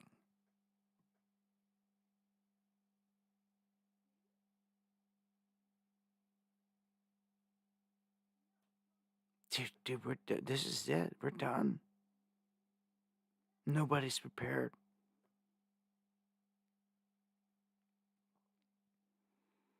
We have no one mobilizing to counter this, to do anything. Everyone's stuck, caught up in this Trump crap. It's killed it. It killed any bit of patriot militia front we had. And that's what it was designed to do. It's black magic. And most don't even know how it works. And they achieved the goal. They did just that. They have nothing. No one. No one to make a stand, and they haven't for all these years. We haven't had nothing. You would have thought we had patriots or militia, somebody down there in these groups trying to stop these people from going across but no, nothing. It didn't happen. It never happened. It didn't even happen. They didn't even make a stand. They were at some Trump rally. And that's how America got invaded.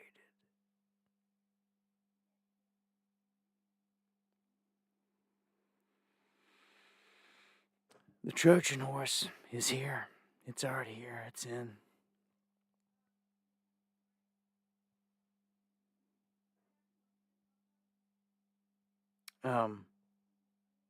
Dude, you running your mouth to me, Scott? Kick rocks, you punk ass. Disrespect, and I see it out the corner of my eye, my chat. You smoked, son.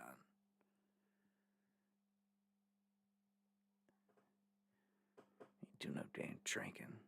Drinking some tea. But you just got smoked. Yep.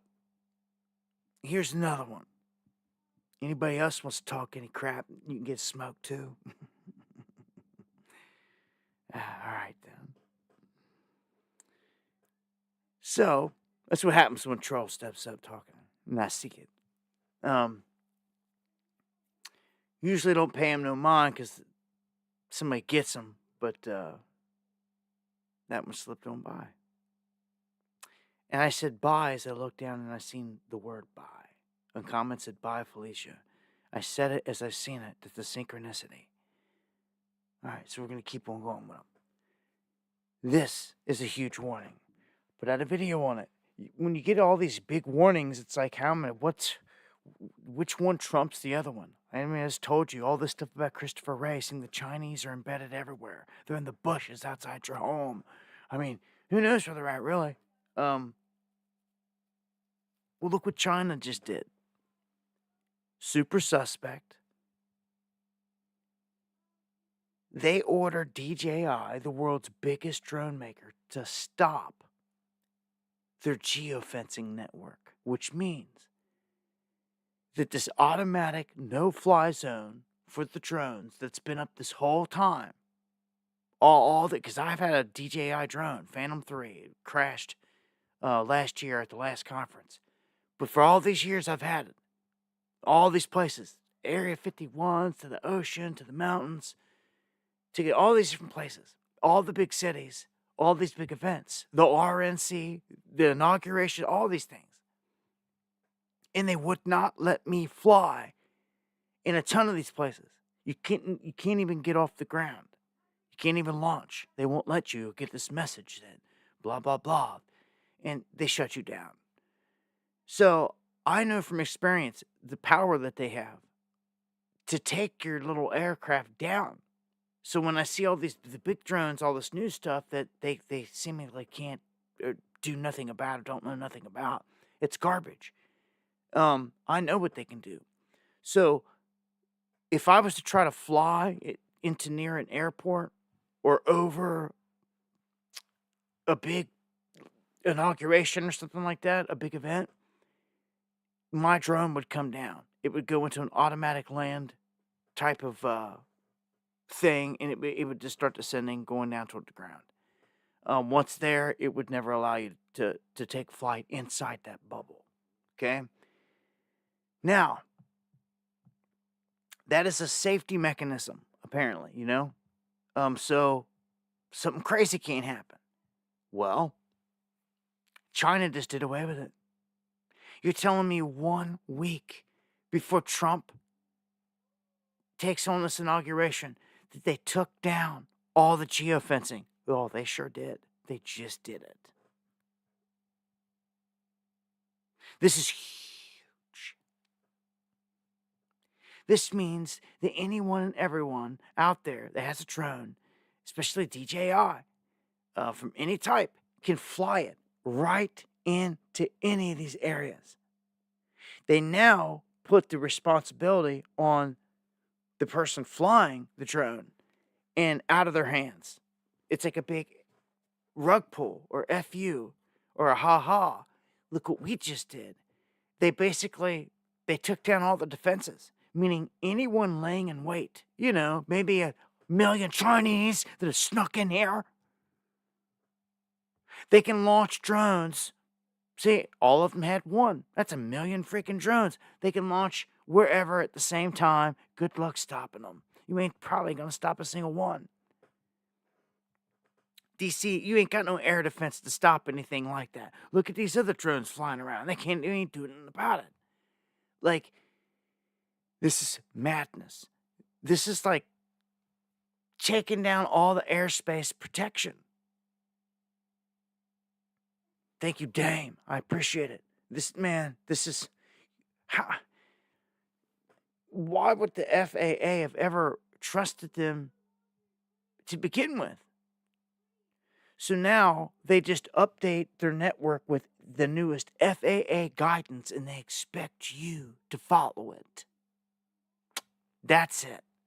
That's the new rule all of a sudden, which someone's going to be, even by pure accident, someone's going to be in an area looking to fly their brand new drone and not realize they're too close to the airport or too this and that. And dude, bad things are about to happen.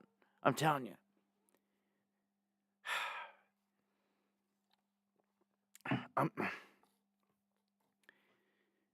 This is really weird. Again, super sus when it comes to this. And look here, China is building D-Day style barges. And people are like, hold on, what? Like, what are they doing? they're creating an atmosphere that looks like they are about to invade Taiwan. And, damn, turn it down. Sailor Tom, thank you for the coffees. Much love. God bless. Right back at you. Get some updates here on Russia and all this stuff. And then I'm going to get into this disclosure stuff. I saved it for last, and I'm going to play some video on it and give my thoughts on it. Final thoughts and all that on it. And there's a good bit that we need to tear into on that. Russia is saying that the winds of peace are in the air. And they're praising Trump and all the stuff about peace and talk and all that. And Trump affirms he'll meet Putin very quickly after inauguration. Switzerland, Serbia, they're offering to host a Trump-Putin-Ukraine peace talk. And I don't see how they don't get the deal done. Look at this one. French sailors. And imagine, I've reported on stuff like this before. It was actually Secret Service agents that were jogging, and the app that they were using to track them jogging was giving away their location of where they were.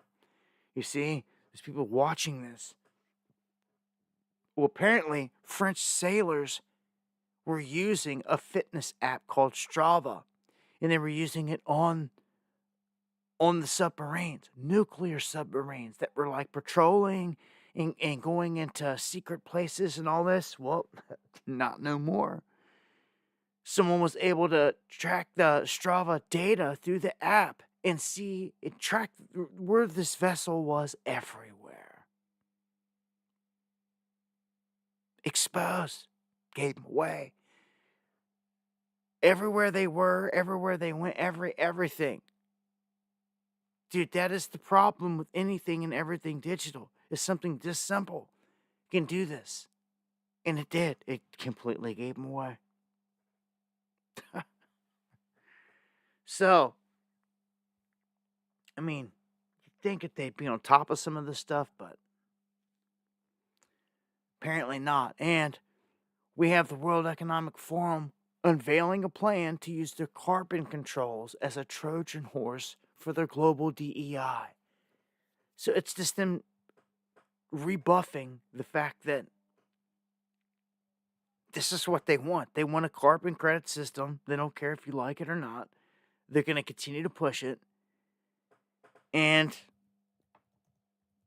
that's what it's going to be for what they say. I say they can shove it. We're going to have any part of it. And the hell with Schwab and his minions. All right. Now, let's get to the main piece here on disclosure.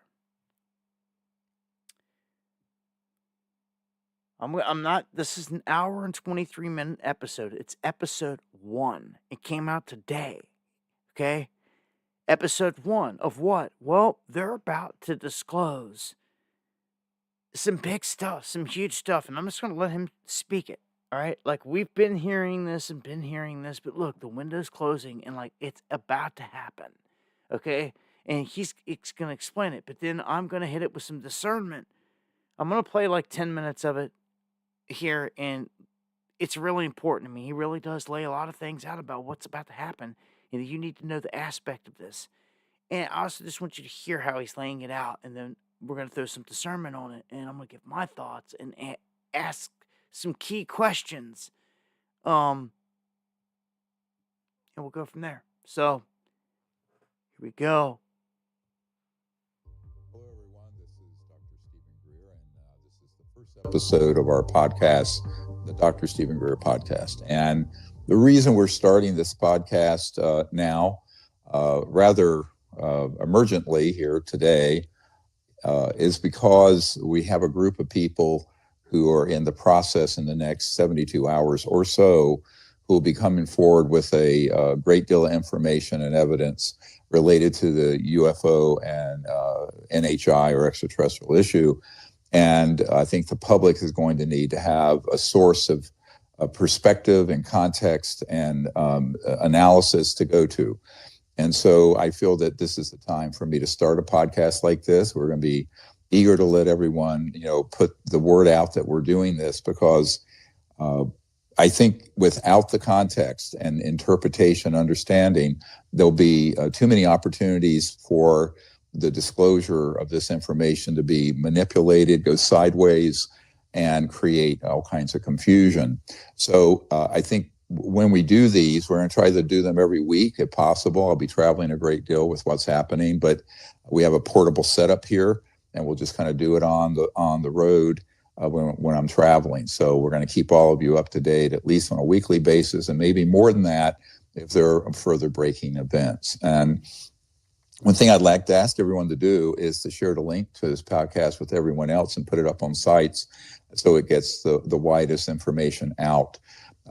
One of the things that we've been doing just leading up to this, for those of you who are new to the Disclosure Project, I just want to introduce what we've been doing for the last 34 years. I was a young medical emergency and trauma doctor when I started this project, and it's evolved. And a little bit of background might be helpful for you guys.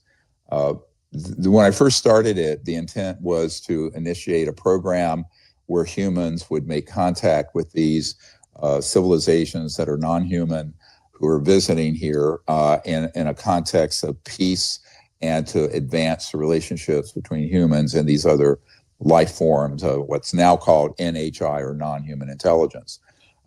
Within about a year or two, I was approached by people in the intelligence community and the U.S. government about the problem, and some of them were hostile to what we were doing for reasons we'll unpack in subsequent episodes, and some were wanting to help. And so in the early years of the Clinton administration, I was asked to brief the incoming director of the CIA for President Bill Clinton, and that subsequently led to a number of things you're going to hear about with the initiatives that began then and are now, ironically, going full circle and culminating now this week and in the months to follow. So that is how I got it. Okay, I want to make this clear so that you know the timeline of all this. In the next 72 hours, it begins, and they are going to be releasing information for the next several months, he just said. So this is going to be an ongoing thing where these guys are going to be coming out from these black sites, giving their name, rank, and badge numbers, all that, and they're going to be telling what they've done. They're going to be speaking openly and telling the whole world that they have shot down and brought down these other craft, that they've back engineered all the tech. We have the tech. They're going to show it. They're going to display. All of it is coming out. And you just heard what he said. The non-human intelligence is what they call them, NHIs. It's the classification now for which it's not used aliens or anything like that. And they're not that anyway. They are the fallen. And that's the one thing he doesn't never call them, which is a deflection from it, which is one of my biggest problems with the whole thing with him. Not to mention, how does just an everyday civilian, how do you just shoot? How do you make yourself the chosen one? That you're going to be the one to do all the stuff to greet people, humans, with all these intergalactic beings, and to go about this serious, like, something that strikes me as completely odd about all this. Like, I don't know, man. This dude could be like one of them. Like, I mean, like, not even one of us, like human. Like, I don't know. This dude's always giving me the creeps about some stuff and red flags. But that doesn't take away from the truth or some of the things he's saying. Okay? I just feel like this is very heavily scripted. And a lot of elements he says is the truth. But again, he talks about these black sites and these black projects. Well, how did they get funded? they got funded by our government. And he tries to sit there and say that our government is oblivious to this, that 99% have no clue about, and I just don't buy that, man. I know better, man. It, I don't know. I'm gonna let it go. Involved with this. Eventually, it overtook my medical career. And those of you who've seen the documentaries Unacknowledged, Close Encounters of the Fifth Kind, the Lost Century, and others, and those are all available for free on various streaming sites for you to look at to get context. You'll know there's been a long trajectory of working on this, and I've been dealing with, most recently, Senate Intelligence and Armed Services Committee and key people in the U.S. government as well as foreign governments to prepare them for this disclosure that's now happening. The team that will be coming forward we'll get to in a moment. I just want to give everyone sort of a good background context of how we got from there to here. And so it's a big story, 34 years of work. Now, one thing all of you can go to is you go to dpiarchive.com, which has the entire Disclosure Project Intelligence Archive up there. It's 34 years of evidence material, hundreds of top secret whistleblowers. It gives you the location of 150 plus sites where UFO and UAP activity has been going. Some of them are key black sites that are that we've mapped, and all of that information is from some of the over 700 whistleblowers that I have debriefed over the years, and where we've gathered intelligence and information. So the Disclosure Project has become, ironically, the biggest repository of intelligence and information on this subject, and exceeds what the Senate intelligence and key people in the Pentagon have who are not in those illegally run programs. I want to emphasize that there are two governments dealing with this. There's the constitutional government. Most of the people in that government have no idea what's going on. And I can say that with authority because I'm one of the only people you'll ever meet who has briefed people at that level of government since 1993, when I briefed the incoming President Clinton's CI director. Then, the other part of it is in Congress, or most people in Congress, they know nothing about the subject, even if they're on key oversight committees.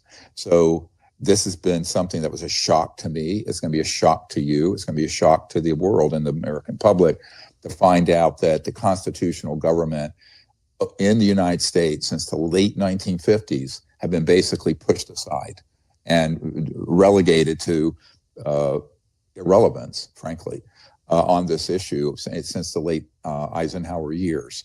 And so this whole history we will unpack over a series of these episodes because it's very important to understand the context of how we got from there to here. But importantly, right now, the crisis of the moment is that there are a number of people coming forward from various black sites, which are highly classified, illegally run operations in intelligence, military, and corporate programs. And those guys that I've been meeting with for about almost 2 years now, 20 months, have decided to come forward publicly, identify themselves, and in a controlled release begin to give the information to the American people and the U.S. government. So this is a very complex program. It's now coming to a sort of a crescendo, and this is why I think we need to be talking with each other every week or so. So let's go to the first question, which is going to be about human technology. What is the real capacity of human technology? Right. Well, here, the biggest part of this story isn't the extraterrestrial part of it, ironically.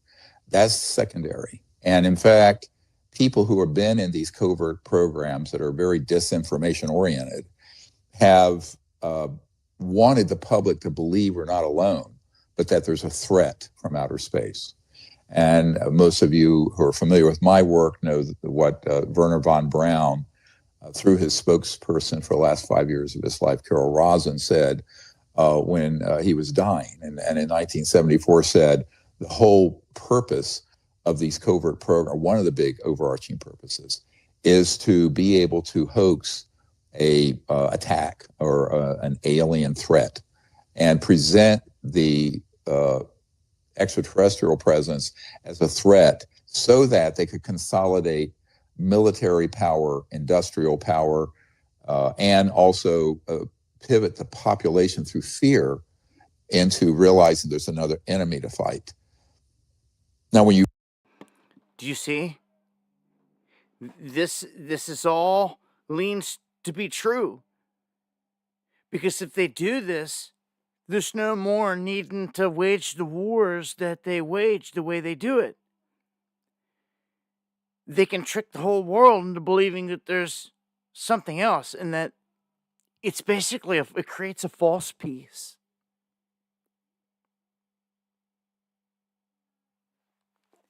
And I'm sure their leader here is going to demand that all weapons get turned into plowshares. And they're going to control all the high-grade weaponry of everything, advanced everything. This technology that they're about to reveal can be used in many different applications. It can be used for the positive, and it can be used for bad. Just like nuclear can be used to make nuclear energy and power homes and get that aspect, and it can be used for a bomb to wipe out people and kill them. So, when you're doing that, it's a long-term psychological warfare operation, a PSYOP. And the best way to do that is once they figured out and reverse engineered the extraterrestrial vehicles, the NHI craft, as they're calling them now, non-human intelligence craft. Those then began to be deployed in the late 1950s into operational craft that look like a UFO. For most people in the lay public, they're indistinguishable from a vehicle. And those have been used in deceptive operations known as false flag operations. And these include everything that's in the pop culture on the subject, human abductions by aliens, mutilations of cattle and humans, and all kinds of skullduggery. Now, we can prove, if you go to our archive, that this has been a CIA PSYOP for many, many decades. If you look at The Lost Century and some of the other documentaries we've done, we put that evidence in there. I'm not going to unpack all that right now. But the big story has always been the technology, because without the technology, they couldn't hoax the threat, which is completely false.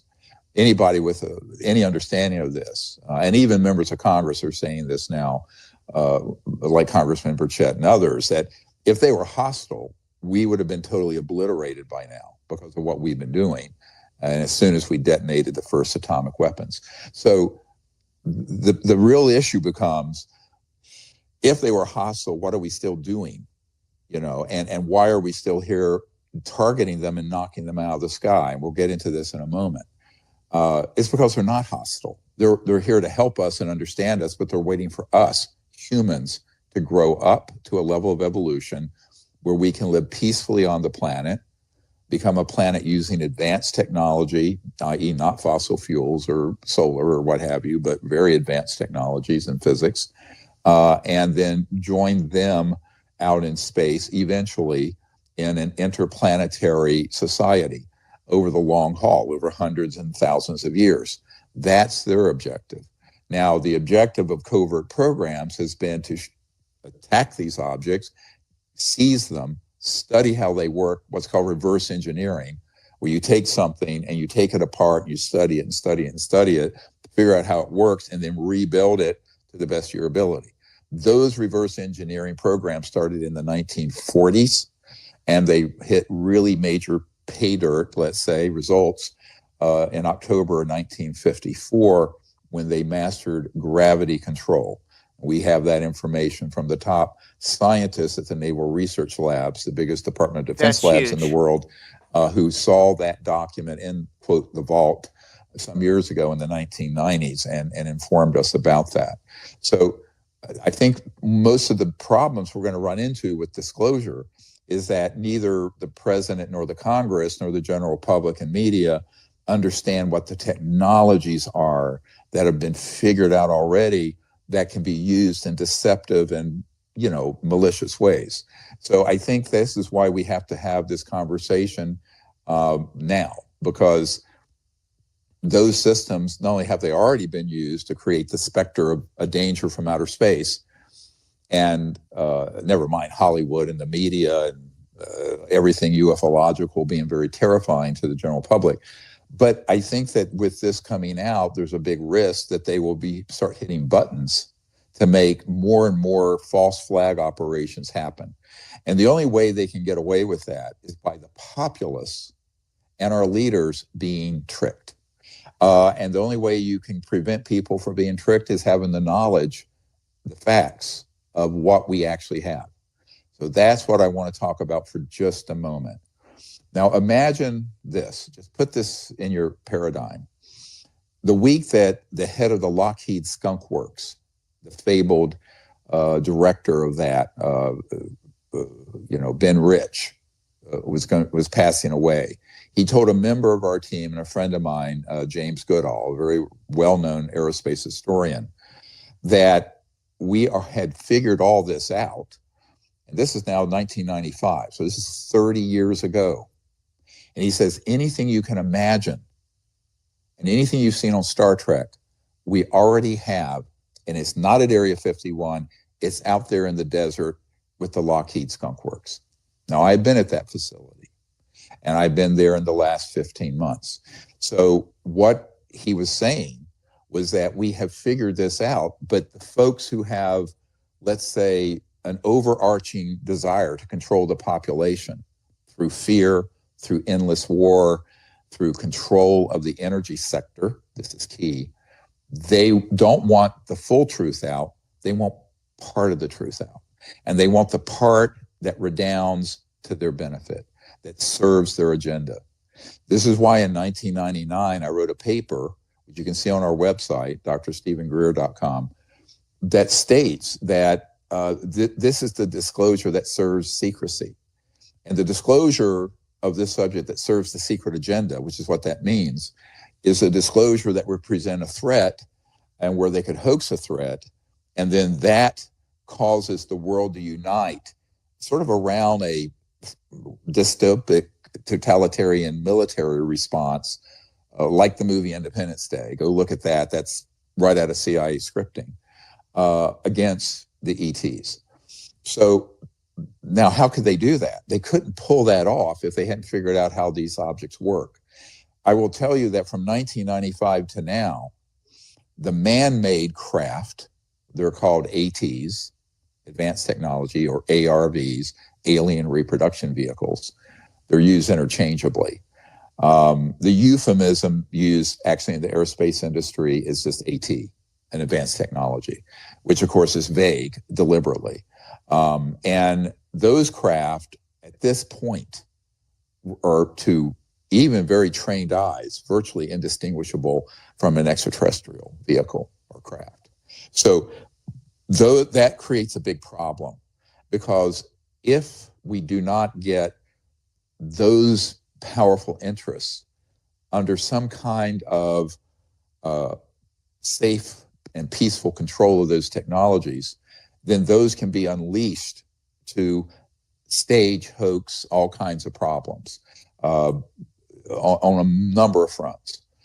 So whatever you think, remember this, in context of the recent drone events, all kinds of events that have been happening, whatever you think humans have in these deep black programs, these illegal black programs, it's more and it's worse. Now, the good news, now let's talk about the other side of that coin. The good news is that this a controlled and safe release of that information and technology, which is the objective of this group of defectors and whistleblowers coming out in the next couple of days, is that we could transform the world economy and civilization to where we reach what's called a level 1 civilization that Michikaku talked about, where we're no longer damaging the environment. Within 20 years, there's no poverty on the planet.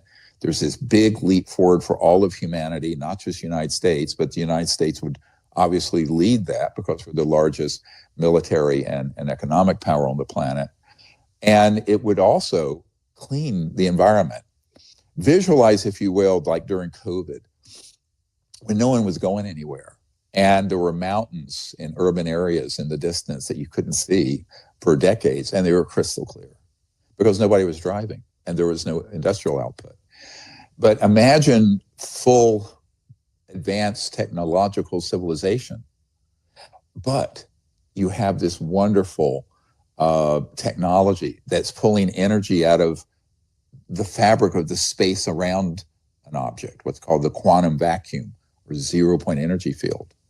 And that technology is safely deployed to run the planet, to run your house, to run your car, to run African villages, to run villages in the rainforest in the Amazon so they don't have to cut down the forest to make charcoal to cook their food. This would be, within 20 years, the biggest advancement in human history, in known recorded human history. Way more. There's nothing that comes close. But that's why it's also secret.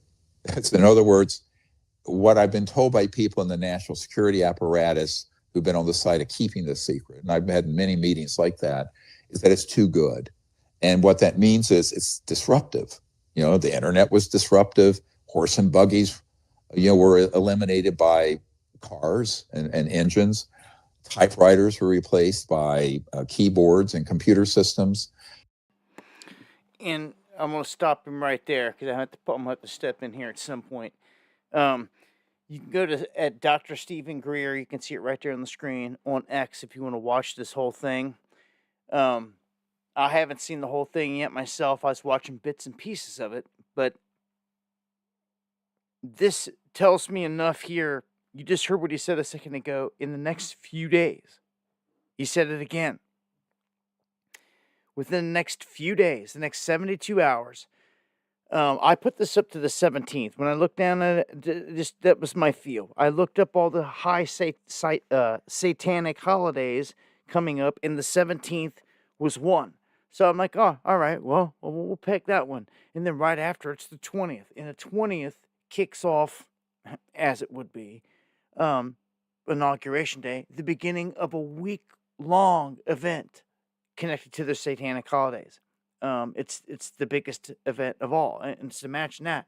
The biggest event is tied in right here with the inauguration and all that. Come on. It's all chosen. So,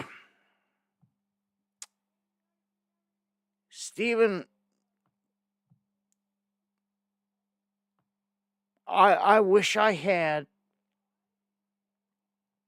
a chance to ask him straight up questions to see what his response is going to be, because I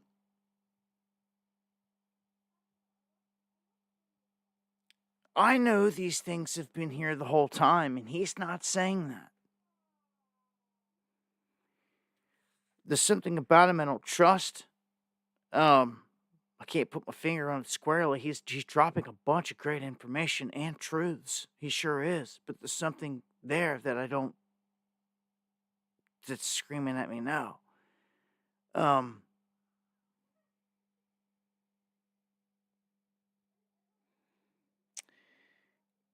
know, your Bible didn't hide it.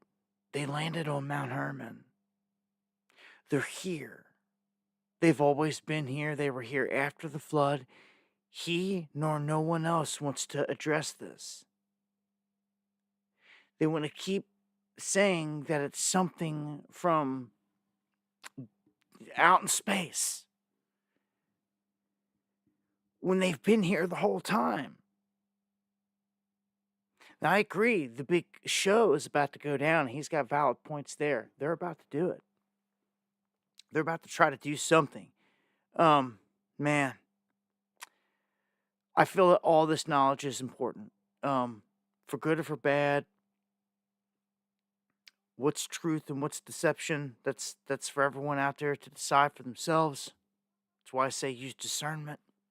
But it seems, in terms of disclosure, we're going to have the beginning of something huge here in the next 72 hours, next few days.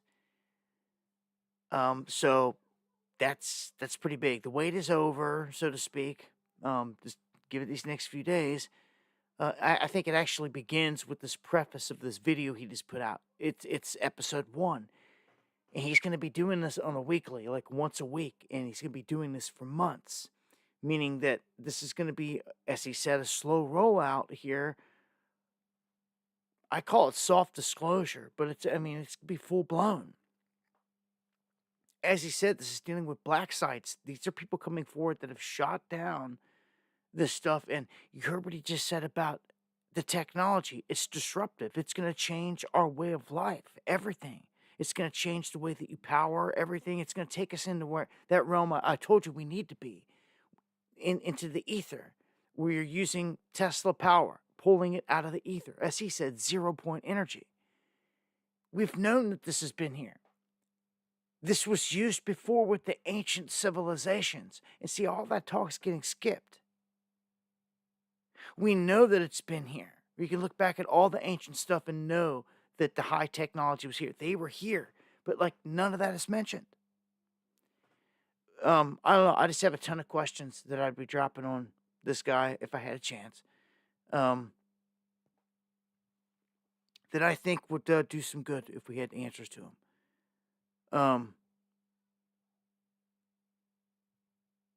So I mean, what is this? News Rated. D White says, sending this from News Rated. Emergency crews are responding to a 911 call in Malibu after reports of multiple people on fire. The cause is unknown. Stay tuned for updates. Is this on scanner or something? Let me see.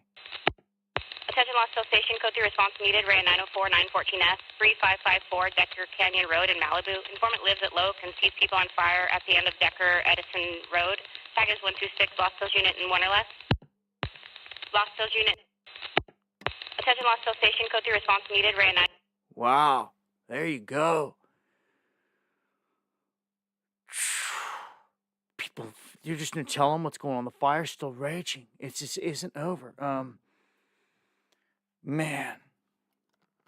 Again, enough to leave your head spinning, and it's a ton. It's a ton to take in, but that's the deal. Look, man, y'all,